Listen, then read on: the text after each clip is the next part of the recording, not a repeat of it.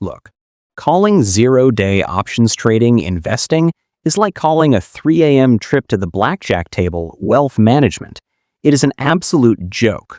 But it is a joke that Wall Street is taking straight to the bank, while millions of retail traders are left holding the bag.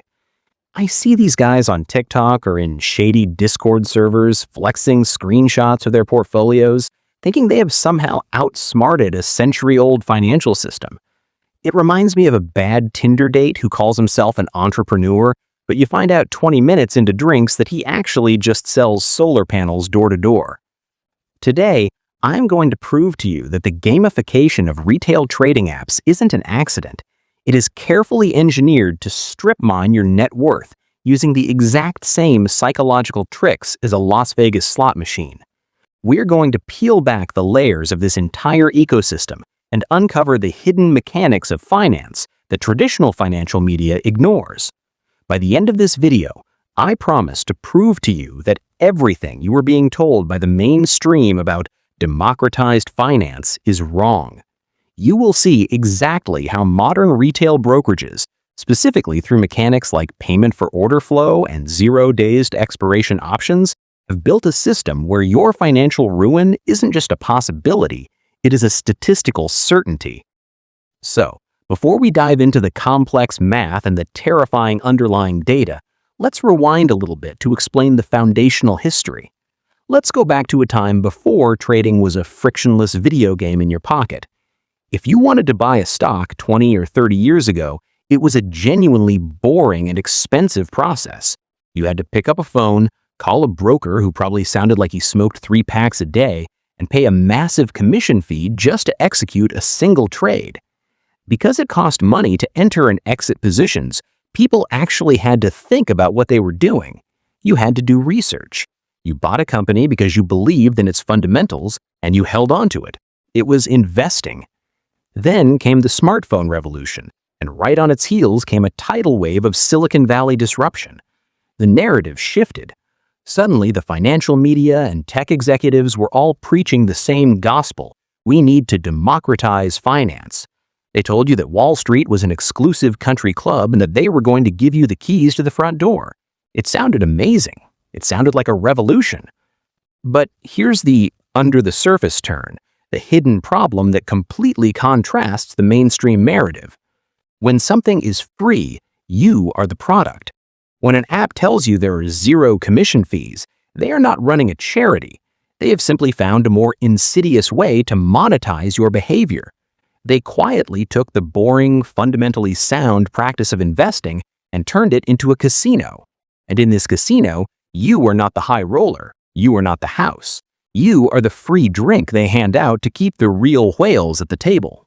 Let's dive deep into the actual architecture of this casino, starting with the invisible plumbing of the entire retail trading industry. Payment for order flow, or PFOF.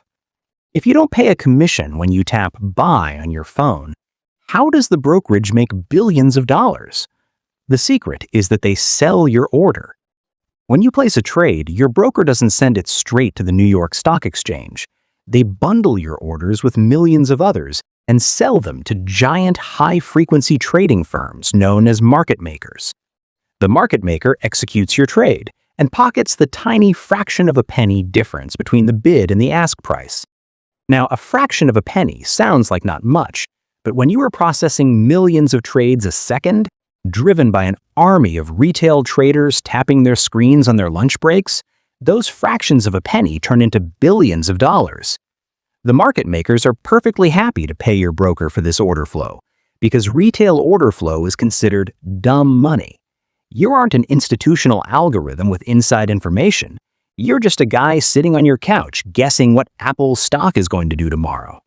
The market maker takes the other side of your trade, hedges his risk, and scrapes his profit. It is a brilliant, entirely legal, and incredibly predatory system. But here's where the story goes from a little bit shady to completely dystopian. If your entire business model relies on selling order flow, then you need a massive, constant, never-ending stream of orders. You need volume. If your users buy an index fund and hold it for 10 years, you go bankrupt. You need your users to trade constantly.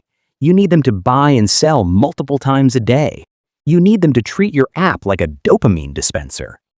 So how do you get rational human beings to aggressively gamble their life savings? You gamify the experience. You hire the same behavioral psychologists who design casino floors and addictive mobile games. You strip away all the friction. You make the user interface sleek, bright, and incredibly responsive. You use power words and color psychology. You make the act of swiping up to buy an option feel as seamless and satisfying as pulling the lever on a slot machine. Everything is designed to keep you engaged. Think about the notifications. Think about the leaderboard-style lists of top-moving stocks. They're nudging you, quietly and persistently, to make a move. Hey, this stock is up 40% today, don't miss out. It is pure FOMO, weaponized and delivered straight to your home screen. They want you checking your phone in the bathroom, during dinner, and while you're lying in bed. They are conditioning you to associate trading not with long-term wealth building, but with immediate, visceral entertainment. And what is the ultimate form of this entertainment? What is the financial equivalent of mainlining adrenaline? That brings us to the real sickness in the market right now. 0 days to expiration options, or 0 DTE. If you are not familiar with options, they are basically contracts that give you the right to buy or sell a stock at a certain price by a certain date. They were originally designed as insurance policies for large institutions to hedge their risk, but in the hands of retail traders, they're just highly leveraged lottery tickets.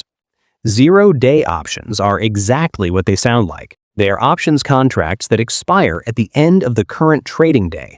You're betting on exactly what a stock or an entire index is going to do in the next few hours. It is pure, unadulterated noise. There are no fundamentals that dictate what the S&P 500 is going to do between 1 p.m. and 4 p.m. on a random Tuesday. It is chaos. But because these options expire so quickly, they're incredibly cheap to buy, and the potential percentage returns look astronomical. This is the bait. This is how you get an entire generation of broccoli-haired teenagers in Discord servers YOLOing their college tuition on a Tuesday afternoon. They see a screenshot of someone turning $200 into $10,000 in 3 hours, and their brain completely short-circuits. They ignore the fact that for every one person who hits that lottery ticket, there are 99 others who quietly watched their entire account balance evaporate to zero by the closing bell. And this isn't just me being a cynical doomer contrarian. This is grounded entirely in cold, hard mathematical data. Let's break down the large numbers into digestible realities. Let me introduce you to a specific framework from probability theory called gambler's ruin. This is the mathematical framework that proves why you are going to lose all your money, and it is the exact same math that proves why the market makers and the brokers are going to keep getting richer. Gambler's ruin states that if a gambler with finite wealth plays a fair game, like flipping a coin, against an opponent with infinite wealth, the gambler will eventually and inevitably go broke. Let me repeat that. Even if the game is completely fair, 50-50 odds, the player with the smaller bankroll will eventually hit a losing streak long enough to wipe them out completely. The house, with its infinitely deeper pockets, can absorb any losing streak and just keep playing. But here is the kicker. Retail trading with 0-day options is not a fair game. The odds are not 50-50. The market makers have better data, faster execution, and complex algorithms. When you buy a 0 DTE option, you're paying a massive premium for the leverage.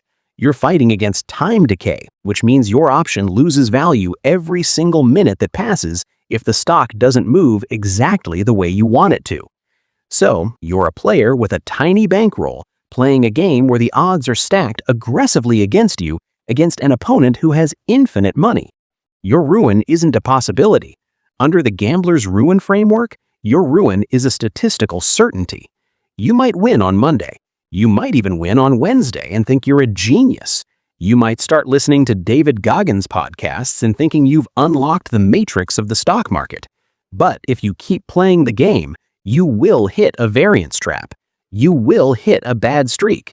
And because you're trading highly leveraged 0 DTE options, that bad streak will completely liquidate your account. The brokerages know this. The market makers know this. They are perfectly content to let you win a few hands early on because they know the math dictates that you will eventually give it all back plus your principal. They have built an incredibly efficient machine for extracting wealth from the working class and funneling it directly into Wall Street's server farms. This system thrives on disorganized information and emotional decision-making. When you are frantically swiping on a gamified app, trying to track meme coins, options pricing, and market sentiment all at once, you are operating in a state of chaos. Now, stepping back from the immediate mechanics of order flow and options pricing, we have to look at the massive macroeconomic and societal impact of all of this.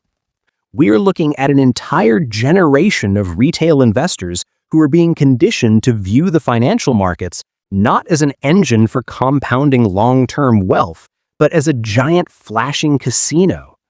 We have millions of people who are ignoring the proven, albeit boring realities of index funds and fundamental analysis, and instead treating their brokerage accounts like a sports betting app. What happens when the music stops? What happens during a real, protracted bear market when the easy liquidity dries up and these gamified platforms are no longer printing lottery tickets? We are essentially setting up a massive wealth transfer from the middle class to the elite, facilitated by the very apps that claim to be democratizing the system. It is a brilliantly executed scam, and it's hiding in plain sight under the guise of technological innovation. I don't think the solution is to ban retail trading, but I do think we need to wake up and recognize exactly what game is being played.